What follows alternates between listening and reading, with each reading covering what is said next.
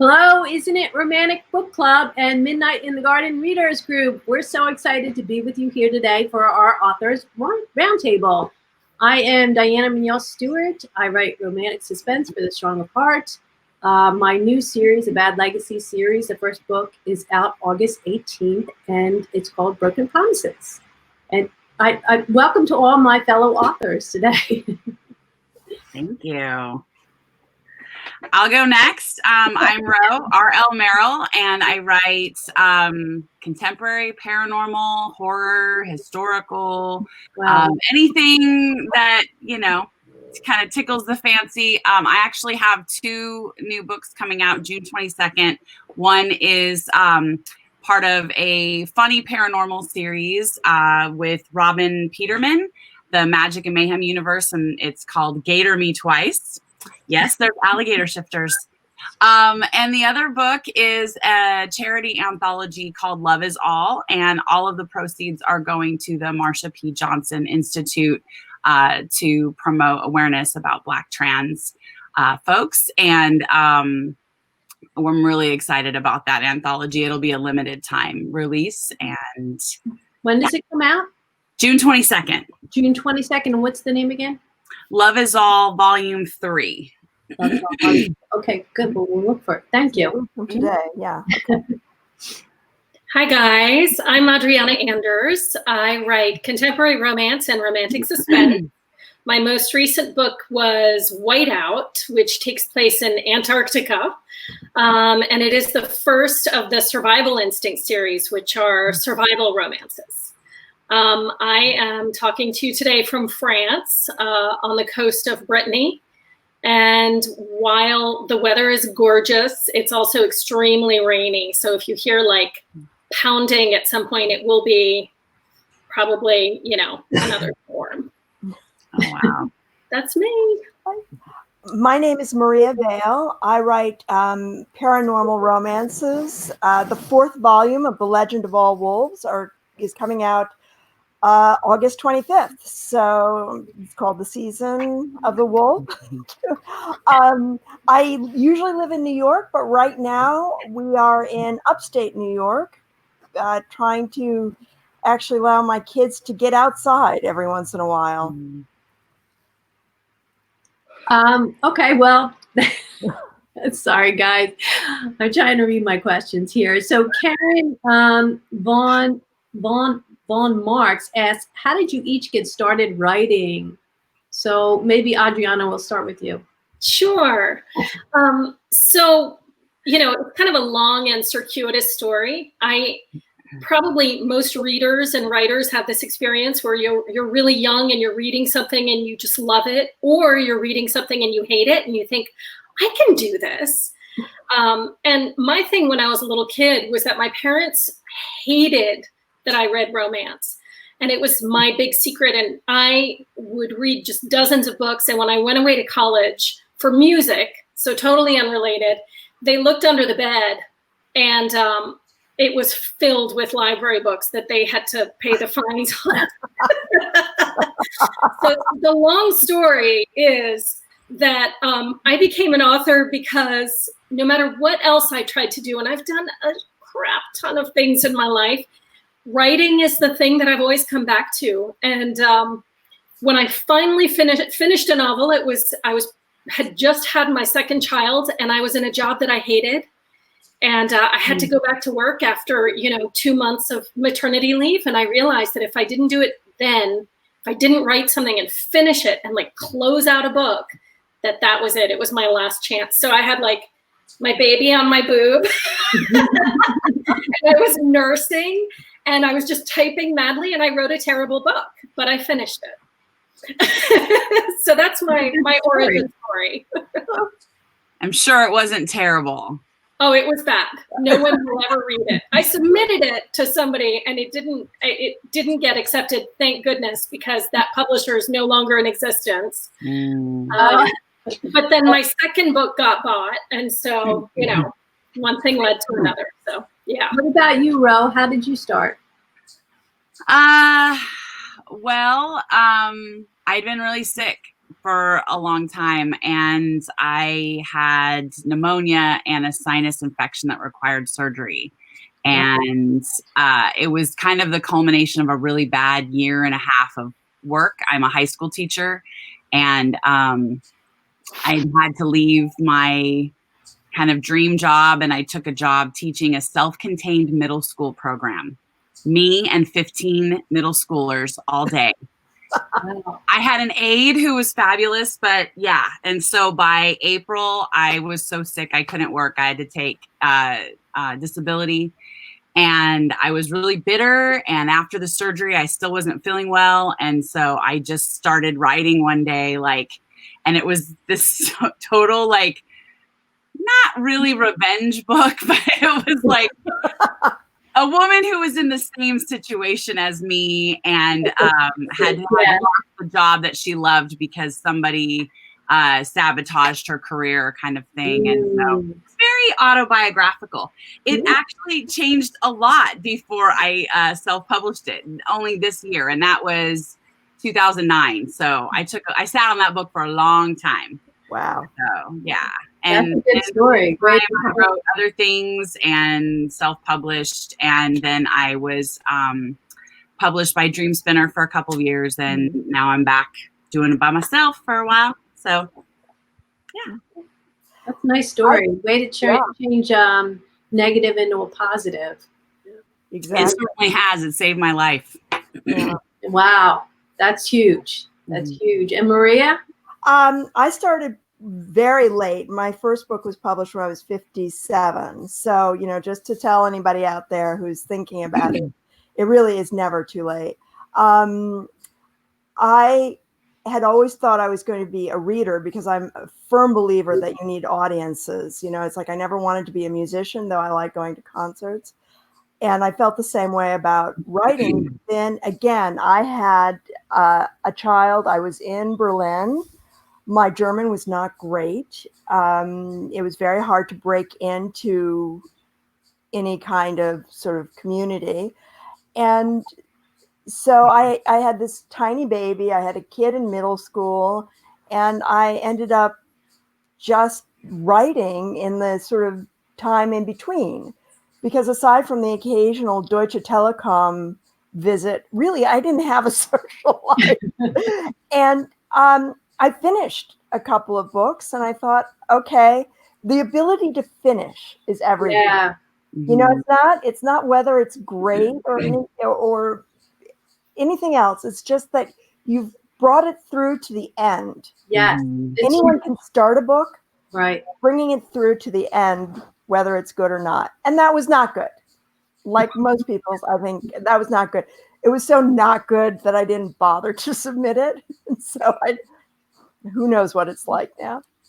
But so how many other books did you write before you got published?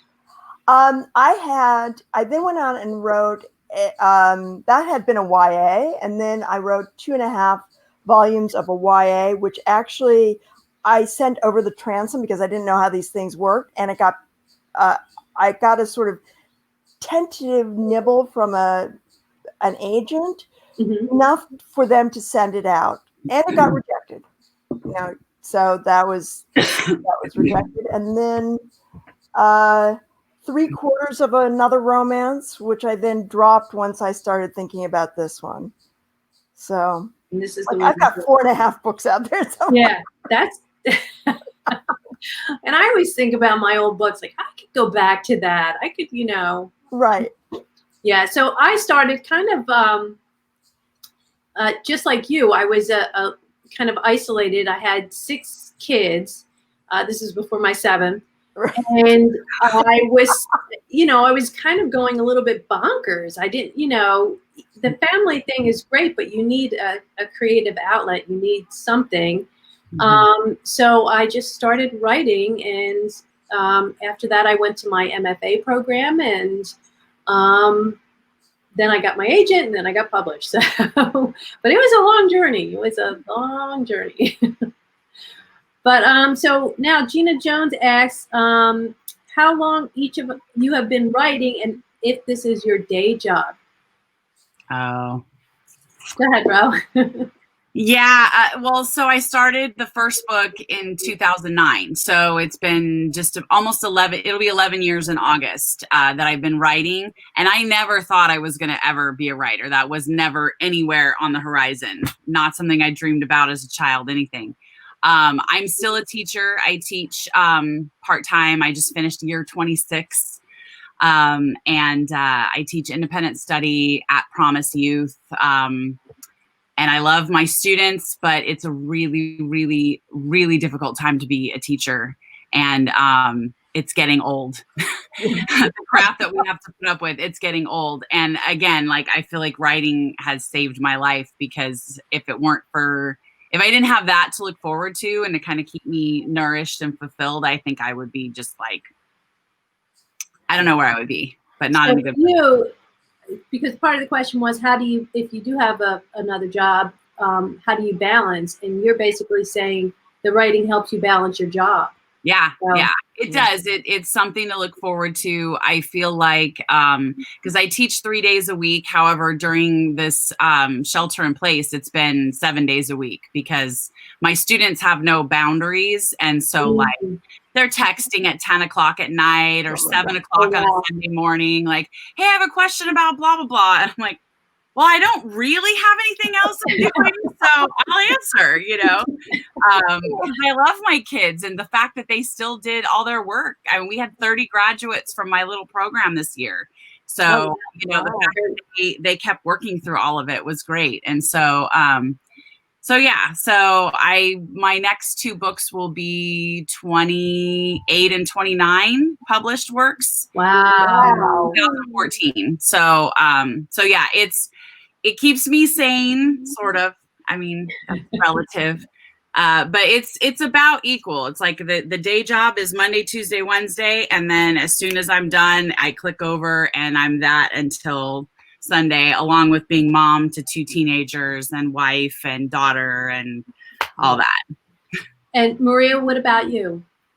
I've been lucky enough to, when we came back from Germany, I'd been out of the workforce for a while, aside from doing the occasional freelance. Mm-hmm. So I continued to do freelance for a while writing. And then, things just become much more chaotic as you have more books. Ro, I am so in awe. I can't tell you. But,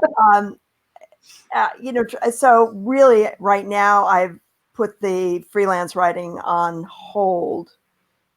And especially at this moment, it just feels like it's everything I can do just to keep my kids able to do their homework at this time.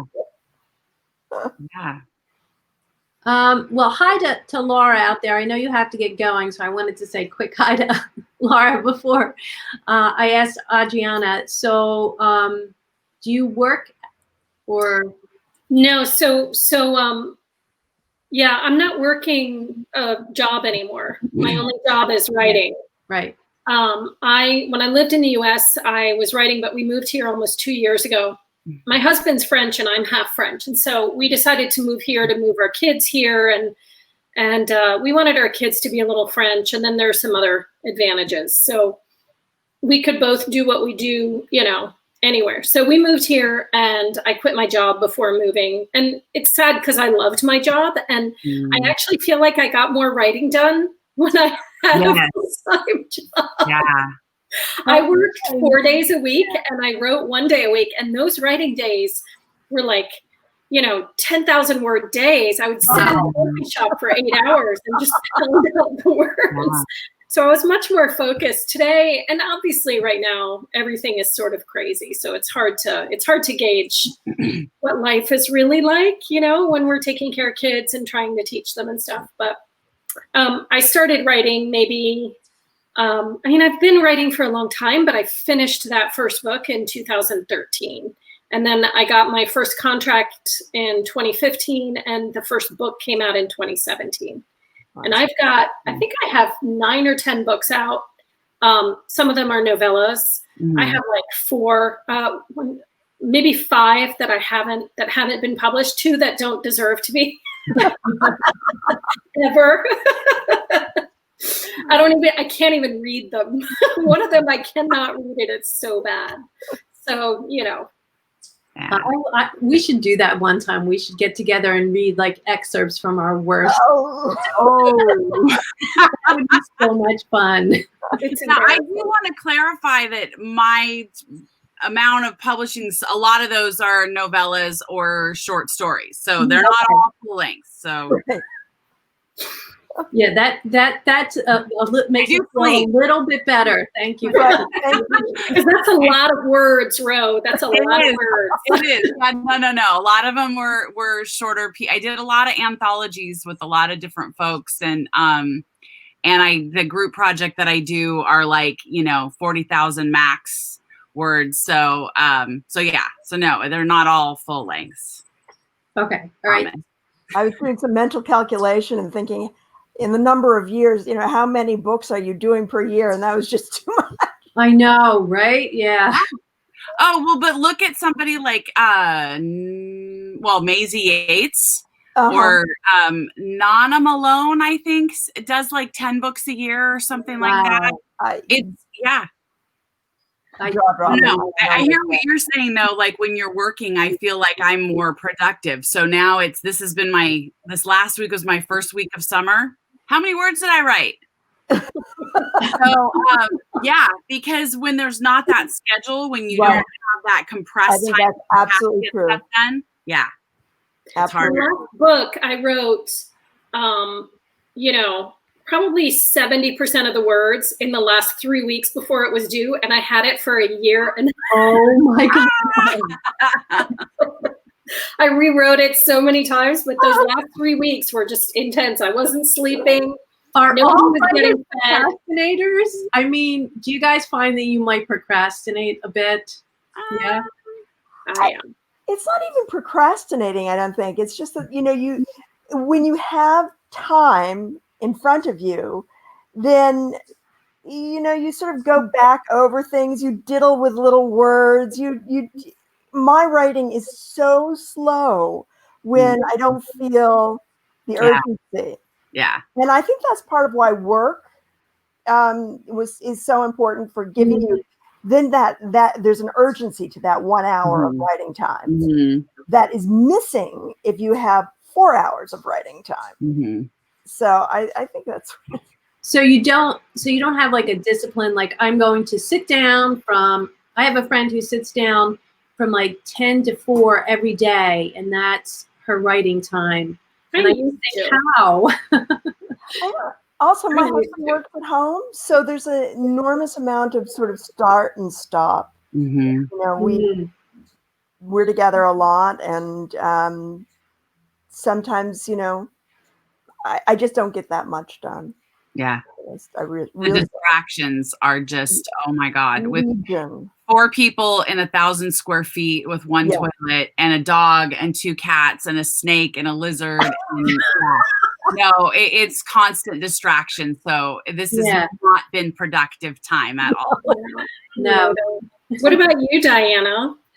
Well, I finished Broken Promises, but you know what? The second I finished it, I was like, I'm done. And I have been on vacation ever since. I got to get started on the second one in that series. But yeah, it's tough. It is really tough, but I'm trying to be more disciplined because I don't like that panicky feeling of, oh my God, I have to finish this and someone's waiting, the editor's waiting for this. And so, yeah, I'm trying and I'm getting a little bit better as I go on. But like you said, when you finish that book, that gives you a confidence. Oh, I can do this again because you've done it.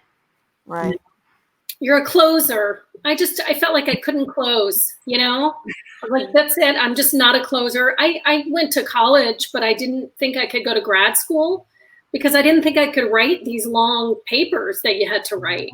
And then when I finished my first novella, 40,000 words, and I wrote the end, and it was like, honestly, life-changing, totally life-changing to be able to do that. And from then on, everything has been different. It was like, when everything becomes color in The Wizard of Oz. That's good. I like that. Well, that's better than, discovering the man behind the curtain and being disappointed. Right. So there is That's that been too. over and over That again in is my that life. too. That is publishing. Yeah. There you go. Yeah, there you go. Yeah, and I think we probably all have had that moment of like, okay, my first book's out. We have all these publishing milestones, self-published or other, and you think my first book's out, and it's like the world should change, and it doesn't. You sit back down in the chair and you start writing the next book. It's like big deal. Right. Yeah, it's right, exactly. So before being published and after being published, it's the same thing. You just got to keep writing and battling those same demons and trying to get everything right. And maybe it becomes a little bit easier, like that, you can do it. But there is that. There's nothing that anxiety. Why can't I hear this character's voice? Yeah. Also, I don't know about you guys, but before I was published, when it was just me writing for me, there was a kind of purity. It was easier for me to get into the zone. And then, the second you're sort of writing for somebody else, I'm hearing their potential criticisms in the back of my mind all the time. So it's like, not only do I have myself as the editor, I've suddenly got like potential readers and an editor and a copy editor, and they're all sitting there saying, this is not good enough. Yes. Oh, that's definitely true. Yeah, self-doubt. And so on Twitter the other day, I saw Julia London, who's written 50 novels or something. Yeah. Was tweeting about how it has only gotten harder for her over the past however many years. I saw that. And that, in halfway, it's a little bit sort of makes me feel better. Okay. Did everybody just see blink out, or was it just me? Everyone blinked out. Oh, wow, that was really scary. I was like, oh, okay, we're all disappearing. Okay, so I worry. I just wanted to say, I worry that it's going to go away if I don't write every day, or if I don't do something. I worry that I won't be able to do it. Like, it just won't work anymore. Like, I don't know. It's not a machine that you turn on and off, but like, no, I have that same thing. It's gonna go away, and I won't be able to do it anymore. Yeah. But does there's like the fear of being tapped out? Like, it's a question. Is it a muscle that you have to exercise, or is it a well that you can only go to so often? See, I feel like it's more of a muscle. For me, the more I do it and the more I let myself think about it and give myself the mental space, I mean, ideas, that was one of the things that happened with that sort of Wizard of Oz moment, is that I went from thinking like I had lost my whole imagination. I remember growing up thinking, I can't write. I don't have any, I can't come up with story ideas. And as soon as I let myself, and as soon as it became sort of a habit, it was like this magical world. Right, finding that flow. And that's interesting, because I find that sometimes I worry that stories, ideas are like in the ether. And if I don't like claim it by writing it every day and writing the characters, then it's deposited back there and someone else might get my story idea. So, okay, yeah, that's weird. Like, if I don't write this now, there's been a couple books that like I've been like, nah, I'm not going to write that. And 6 months later, hey, what's the next big hit? And you're like, why don't you just do it? Yeah, right, exactly. Absolutely. And the really good ideas, you guys, they haven't come to me through brainstorming sessions or trying hard. Like, you can't sit down and say, I need a really high concept idea that's going to click with people. You're just like sitting in your car or like yelling at your kid, and suddenly you're just like, oh, I'll be right back. Right. Yeah. One of the kids are very grateful for the interruption. Eat the broccoli. And I want to remind you guys, if you comment on this live stream and ask questions, you'll be entered for the Amazon gift card. And the more you comment, the more time you'll be entered. But so Barbara Wallovan asks, who is your favorite written secondary character? And I'll go first, because I just read Nora Roberts' Shelter in Place.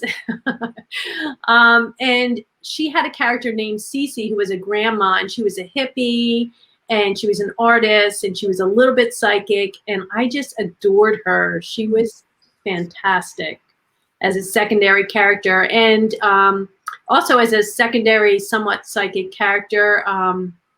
Recipe for Persuasion by Sonali Dev. I just read that not too long ago, and she had a character, Isha, who had was one person in her whole family who survived a plane crash, and she ended up being a little bit psychic, but she had huge amounts of empathy, so she was also agoraphobic, so she never left her house, and that was another character I just found fascinating.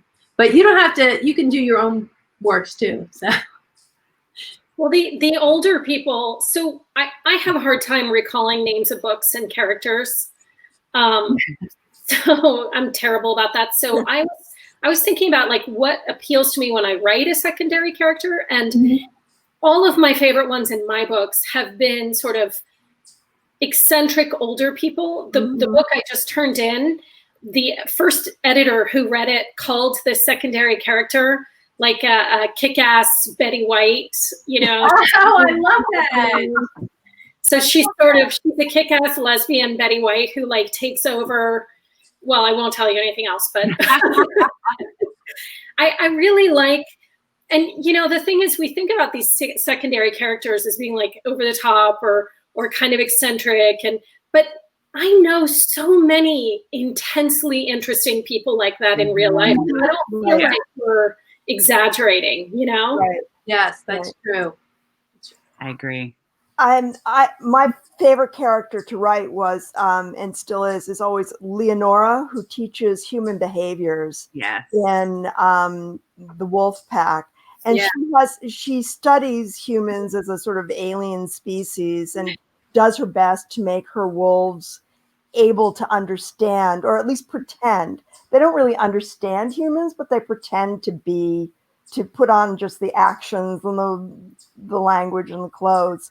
And I like that she doesn't really truly understand. You know, it's that everything is just a tiny bit off.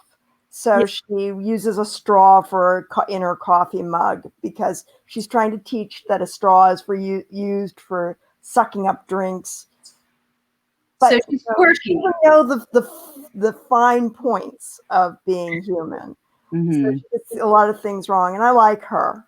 I do too. I like seeing our human world through that lens, through that. It's very funny and interesting. So, but Ro, go ahead. I thought about a couple that I've read, and then I guess I have a couple of my own favorites. One would be Pam from the True Blood series. She and both of the characters that I picked from other people's are morally ambiguous or just pretty much bad guys. One of my other favorites was, and I don't remember the name, but it was the bad guy in Kerrigan Burns' The Hunter. I was lucky enough to read an early version of the book, and I was like rooting him on so bad. And he's terrible. He's a horrible, horrible human being. But like, I just was fascinated, and and she ended up having to make some changes, and so I hold on to the original character because I loved it so much. And I like kind of what you said about eccentric older characters too. My favorite that I wrote recently would be Grandpa from Hurricane Reese. And Grandpa is in the early stages of Alzheimer's, and he has a fixation with his wayward balls. And that actually came from a real conversation that I overheard some men in my life that will remain nameless talking. I was inside the house and I heard them talking outside about how JCPenney underwear is the best because it really holds your balls in. And I was like, this is a character. It was like this whole like moment of just this whole character, this whole book, this whole like world happened because of that one thing that I overheard. Good to know. Good Yeah, to know. yeah. So be careful in mind. what conversations you have outside my window. Now, You could end up in a book. And somebody asked, what are your favorite characters to write? So, Ro, are your favorite characters the villains that are,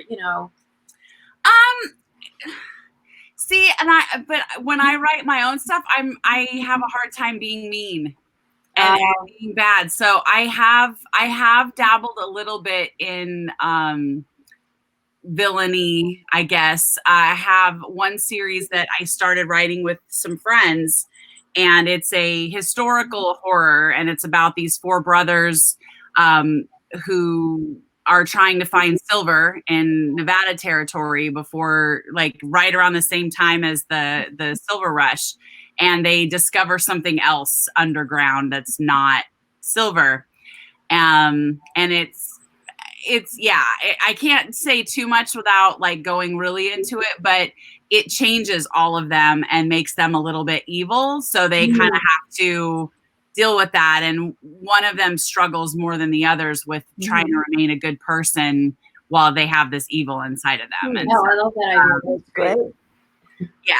So it's a series. It was meant to be a series that we did together, and it kind of got a little halted for a bit, but I'm hoping to get, because I have the next book ready to go and I would like to put it out. So hopefully it'll be out soon.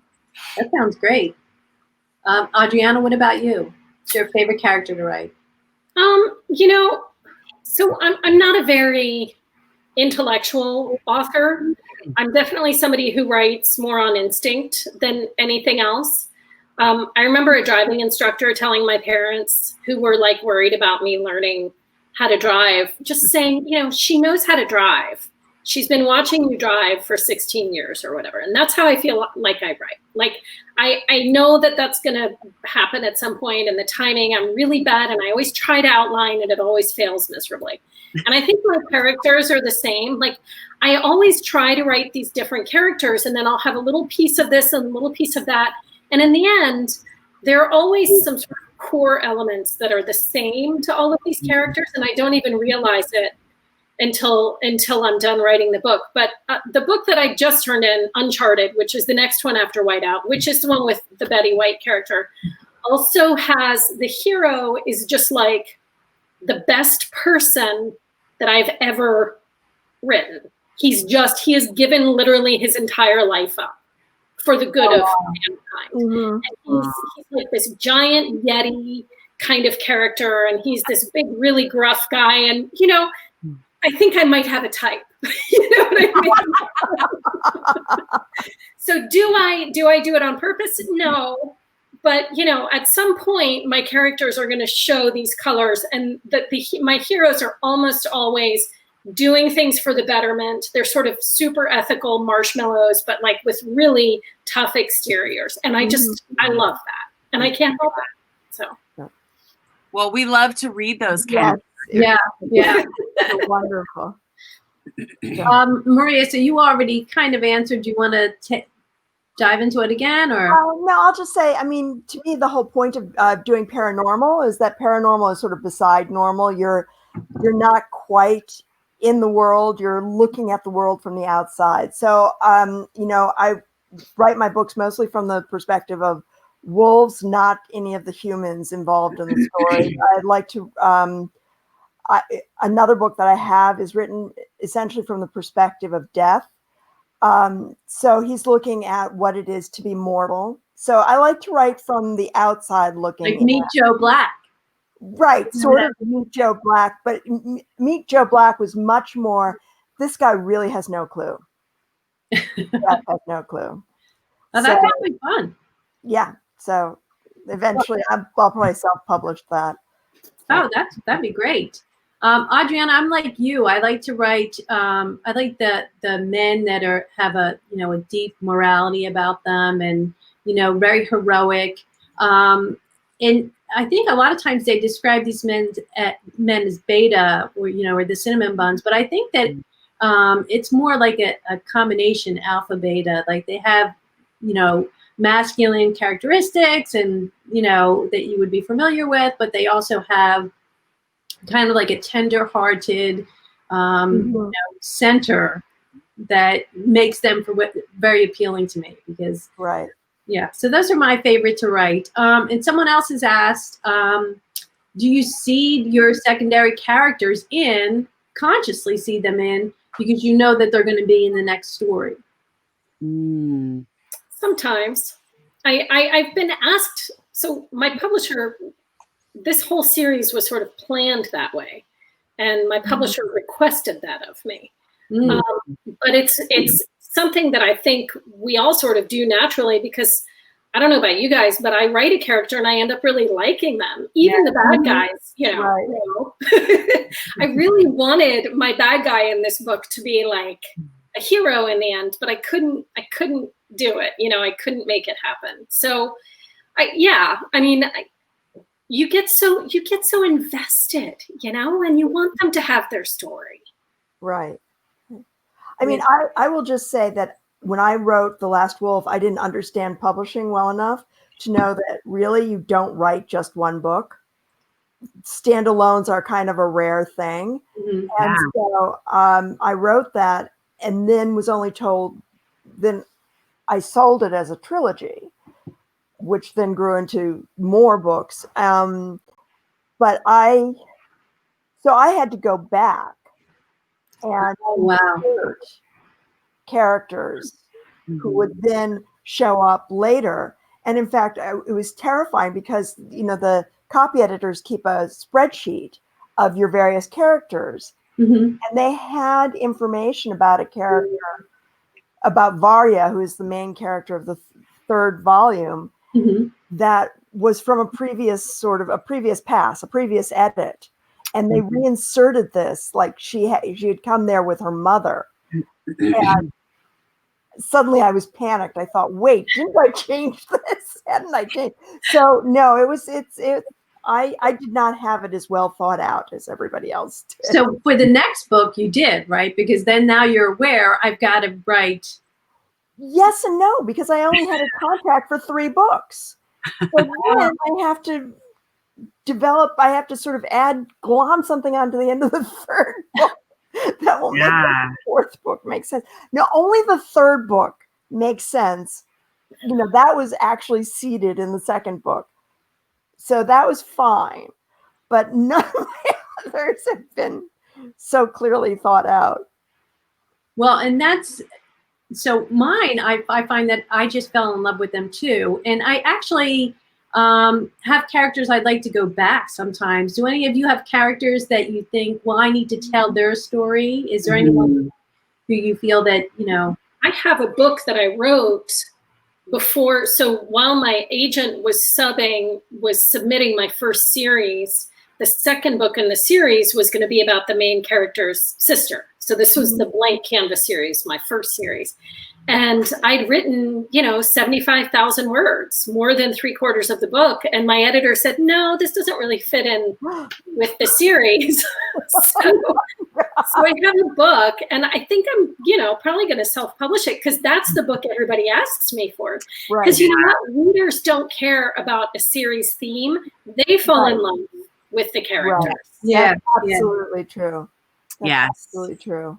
I've had to regroup this summer just because the plans that I had, the carefully laid plans, just the last 2 weeks, everything just went to hell. And so I am going to focus on finishing up some of those series that my readers have been asking for. Hey, what about this book? What about this book? And so I think I definitely, the first book that I published was very well set up to have other books. And it's because it was a band. And so, you have each of the characters. But I ended up getting distracted because I started writing other series. And so there's 2 characters, well, at least 2 that didn't get a book. And so I do at some point need to kind of go back and at least get closure. But the current book that I'm working on, when I wrote the series, this was back to Hurricane Reese, like it was 2 best friends and their business partners. But I have to tell the tale of kind of the show that they were working on. They're playwrights, musicians, and they wrote this play, and that's kind of the big kind of overarching plot from the books 1 and 2. But I'm like, I didn't put another person in place to like tell the next part. So it kind of came to me like, this person who, again, was literally just a little mention in the first story is now going to come back for the third story. So yeah, sometimes you can, again, carefully laid plans, you can have them all out there, but that's not always how it goes. Especially if you go to try to tell someone's story that you think would be really compelling, and you get there and you're like, yeah, not really. I'm not feeling it. Right. What about you, Maria? Do you have any characters that you feel that you need to tell their story? Somebody that I don't know. I feel like I would almost like to do again about Leonora. I would love to do that would be fun. And I'd love to do a story of her. I'd actually, what I'd love to do is a sort of holiday themed novella with Leonora falling in love with someone. That would be awesome. I think that would be sweet. I think it would be, all those traditions, like exactly, gingerbread cookies, how to do these things. And the other person I would love to do Elfrida and Sailfer, which are the two sort of main characters just in the introductory, the prologue to the first book. They are the founding alpha and the founding gamer. That would be fun. But the problem is it requires a knowledge of 17th century upstate New York. And honestly, you don't have that already? No, no. No, but I've got ideas for the Lenora book. In my mind, I'm like, she can take a cooking class. She can fall in love with the chef or a bartender. Exactly. I think it would be a hoot. It would be very sweet, small. Again, a novella, something really short, but I think it could be quite sweet. It sounds amazing. That does sound great. So I have to ask all of you, what is the most difficult book you've ever written? Either the subject was very difficult or just writing the book for whatever reason just tore you apart. We can go, bro. We'll just go around. I've had difficult books to write just because of circumstances. Like I have one that I've been shopping around that I think I'm probably going to end up having to self-publish because it just is not, it's getting bites and then it's getting like, well, it's this, it's not hooky enough. And it's at some point somebody will explain to me, why everybody has a different idea of what a hook is. Like that, I would like to know. And then you'll tell us. Yeah. Well, that was hard because I have trouble if I commit to a book and then it's not written yet. You know what I mean? Like I'm somebody who, if I have that pressure, it makes it hard for me. But I would say emotionally, the hardest book was a book that I wrote, which I probably will not publish, but it was a little autobiographical and had to do with some abuse that I went through in a relationship, and kind of my way of trying to work through it. Yeah.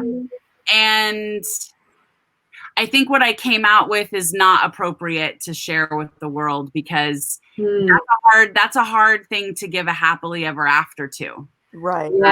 Yeah. And even though I feel like I could put it out there, I don't know if it's the most responsible thing because I don't want other women feeling like, oh, but I could, things could change. Right. So, because the truth is it didn't, because I didn't end up with that person. Right. Right. So it was more cathartic. It was just something you did for yourself. And and it was a really, I got very depressed writing it, even though I felt better afterwards, but I remember like kind of sitting there just feeling feeling that. Yeah.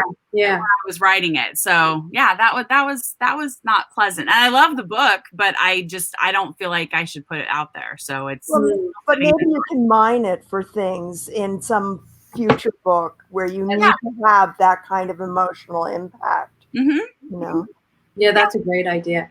And I want to say hi to Sarah because she just popped on there. And for Maria, someone said, make it up, 17th century New York. No one will call you on it. So not true.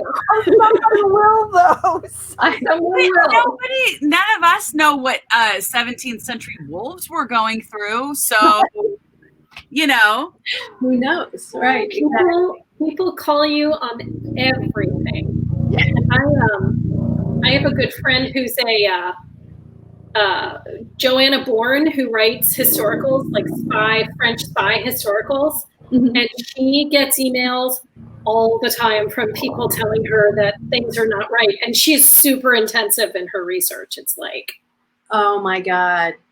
Well, what is the hardest thing that you've ever written? I think I know, but go ahead. So, 2 books, Whiteout. Research-wise, right.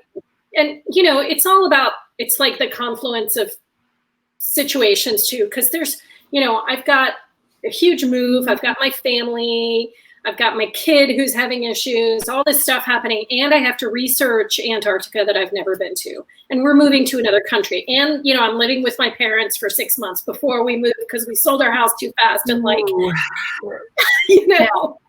So that happened, and so it was difficult to write. And then it was a new genre, so it was romantic suspense. I sent it into my editor, and it was like I had lost my voice or something. Like it was not my writing. She said, "Did you change your style on purpose?" I was just like, no. So that was really tough. Edits took months and months, and the book was really late. And then the second book, similar situation, just really hard. But I think the second book in the series, that was the second one. Oh, okay. Right. So the next one, Uncharted, the one that I turned in, like 3 months ago, and a year late. So that book was difficult, but more because of, family life and trying to adjust to living in France, which seems great, but it's not easy with kids. But mostly it was just like confidence, I think, trying to write a book when you feel like you messed up the last one. Mm-hmm. And it wasn't until Whiteout came out and people were like, oh, I really like this book, that I really, it was so hard. It was great. Yeah. It was wonderful. You did a great job. Well, thank you. But it was like pulling, teeth every step of the way. So this next book is difficult. I think I'm over hump, but that might just be like, just me trying to convince myself that the next one will be easier. I hope they get easier. Yeah, I hope so too. I mean, that is no fun when every day you're just like, oh no, and just battling through. Yeah. Right. What about you, Maria? What is actually for me, it was not like you, Rose. Wasn't an emotional thing. It was purely a practical thing. I've never been a really fast writer. I mean, I think all romance writers are faster than almost all other genre of writers. Oh yeah, they're fast.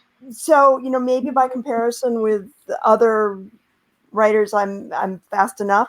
But in romance, I'm certainly not. And I at one point made the mistake of going on Twitter and saying, I wish I was a faster writer. And somebody said, well, do you outline? I said, no. And they said, well, obviously, that's your problem. And I outlined using actually an outline that I had seen J.K. Rowling used, which was incredibly elaborate.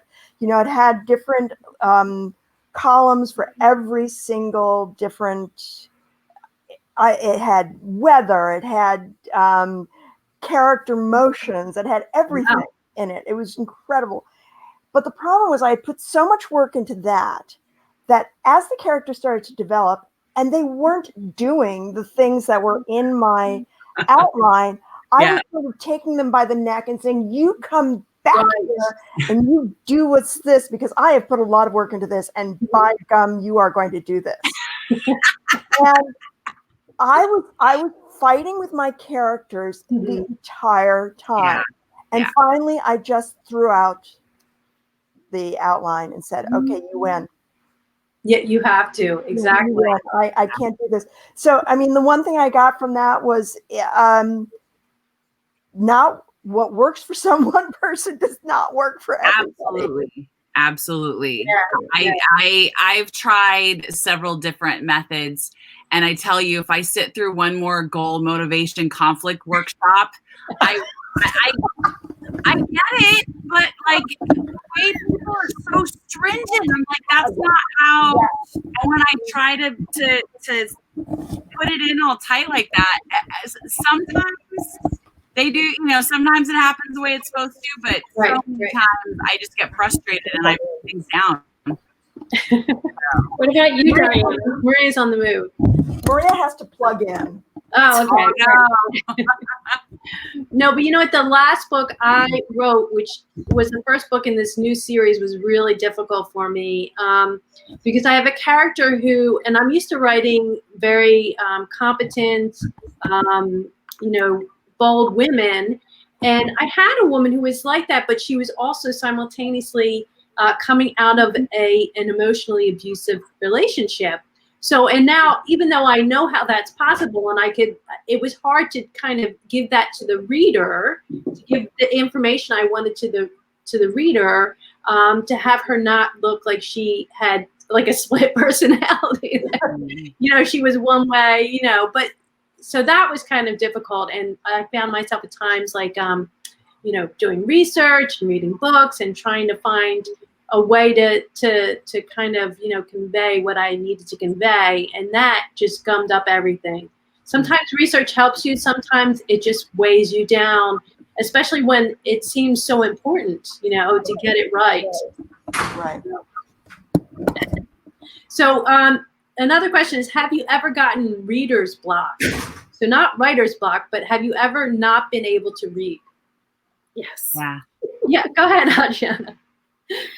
I mean, I'm sort of unloading, but there are tough moments all the time. I mean, sometimes I can't read at all. Sometimes I'm like Netflix. Honestly, at the beginning of the year, around March, I was like unable to concentrate beyond the size of a tweet or, a 22-minute Netflix show. I couldn't read.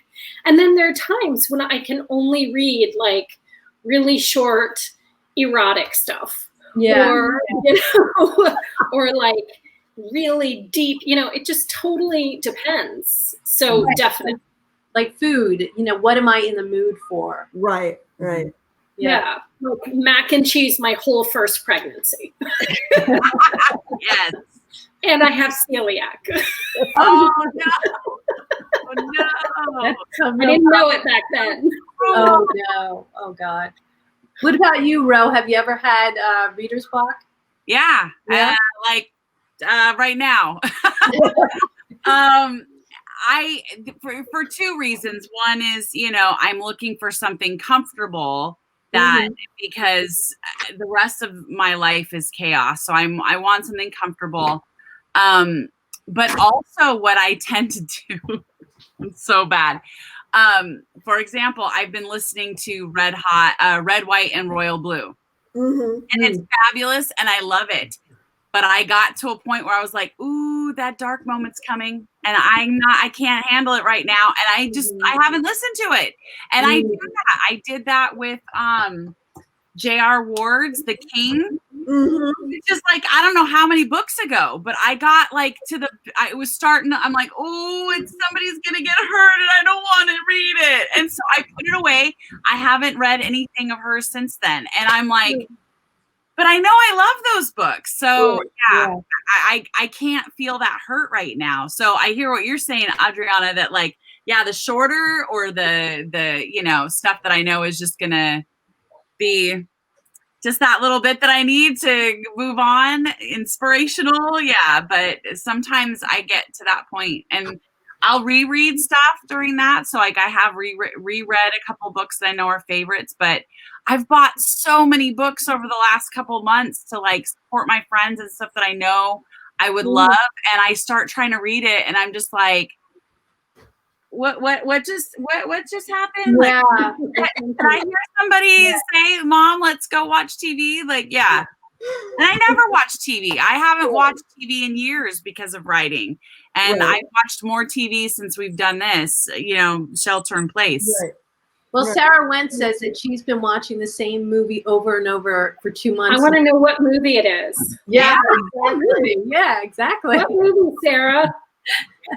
The only time I did that was when my kids would get hooked on something like Cars. Oh, Here, yeah. Or my daughter was over and over again. What about you, Maria? Do you have reader's block?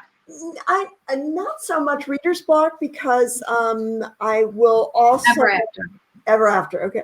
I will also often do nonfiction books. So if I'm having trouble getting into a fiction book, I will often do nonfiction. But I DNF things now all the time in a way that I never did when I was younger. I was sort of like, if I've started this, by gum, I'm going to keep going. Yeah. And even if something has been highly recommended, I will, if it's just not what I feel like right now. And then, the joy of it is it's now on my Kindle somewhere. So when the moment hits, then I can go back and pick it up again. So yeah. I find that I do, if I don't know the author really, really well, I can have reader's block because I'm nervous. I don't know if I can trust you right now. My heart is in a delicate place, and I don't. Right. I don't want to be hurt.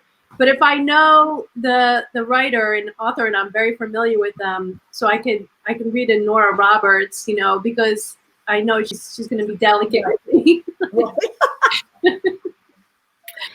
But yeah, I see the comment says that the person who asked that is saying that they thought they were getting adult ADHD.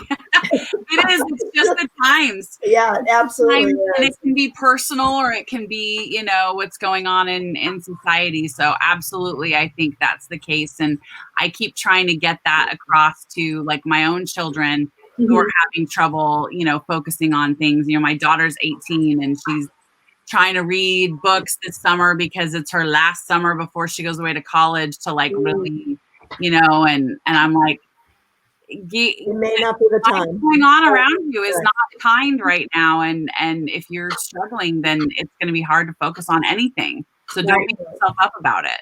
Which is why it's easier to read when you go on vacation because, you have all the stresses kind of fall away and you can find it. I haven't had one of those vacations in a long time. No, vacation is more stressful for me, especially with kids. Like, no. Oh, I never read on vacation. But I think that like my favorite is to start a book at like 8 o'clock on a Friday night and read it until I finish. So like 2, 3, 4 o'clock when nobody can bother me. And then I'll just, suffer for a couple days with no sleep. And I've done that. Yeah. That's definitely my MO. That was one of the things my parents worried about when I was a kid. They thought I was sick all the time because I was like exhausted. I was actually all those books under your bed. I remember when I was little, there was I had a lamp, which was a sort of one of those plastic hippie lamps, it was yellow with these bright white plastic bits. And back in those days, of course, everything was a 60-watt bulb. And I had it under my blankets so that nobody could see that I was reading. And by the time I was finished with the book, I was drenched in sweat and the entire room had melted in. That is the love of reading. That's fantastic. Well, I noticed through the physical books in that comment, I can't read books on paper for the past few months either, and I really want to, but I'm on my honestly, I read on my tiny phone, so it's very bad. So do I, because I can adjust the size of the print, I can adjust the light, big, and also really big. I got Neil Gaiman's American Gods in mass market, but it's like 700 pages long in mass market, and the print is tiny, and I was holding it. So I ended up buying it again as a digital version. Oh, yeah. Because I do a lot of listening to books because I can find that I can walk and listen to a book, you know, and it's very, I can't because I like to take notes. You know, I take notes about all sorts of things. When when you're writing, you take notes about, oh, I love this transition. Or for me, since I don't drive, I often take notes about, oh, so that's what you're supposed to do to indicate driving. Oh my God, that's You're so new. Anything in my book that have to do with driving is stolen from somebody else. You can talk to us. I mean, you can call us if you need to know driving. Yes. we have a resource in us. Well, guys, we're at the end of our hour, so we're gonna have to say goodbye. Did you guys want to go real quick and tell us what's next? Everybody, what's coming out real quick? Ro? Well, like I mentioned at the beginning, I have 2 releases coming out on June 22nd. One is a funny paranormal as part of the Magic and Mayhem universe. And the other is a novella that's part of a charity anthology for LGBTQ community. And it's called Love Is All, Volume 3. My story is called I Want More. Okay, thank you. Adriana? So Uncharted, which is book 2 in the Survival Instinct series. There's also a novella, but I don't count that. That's like 0.5. So that's out in 2021, but I'm actually working on some really short, sexy, erotic-ish stuff. Ooh. I'm not sure if I'm going to put them out under my name or if you're suddenly going to see like a new author on your Kindle. I You can do it. Come on. it's going to be. Sounds like a Christmas. So if you start recommending something really hard, we'll know that you really should check out this great new author. And Maria, you have something coming out in August, right? I have called Season of the Wolf, which is, for anybody who knows, it's the Alpha's story. So that's Evie. And then I am working right now on Volume 5, which I tentatively am calling A Rumor of Wolves. And so I'm not sure when that's coming out because I haven't finished it. Well, that sounds fantastic. And my book, Broken Promises, is out August 18th. So it was great talking to all of you. This was so much fun. We'll have Thank you for everybody who watched. So next time. Yeah. All right. See you guys. Bye. Bye.